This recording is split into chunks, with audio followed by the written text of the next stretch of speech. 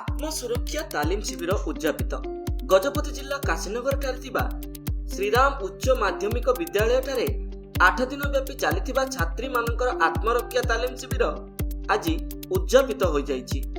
एही शिविर चलित मास 16 तारिख आरंभ होई 8 दिन धरी चलीथिला।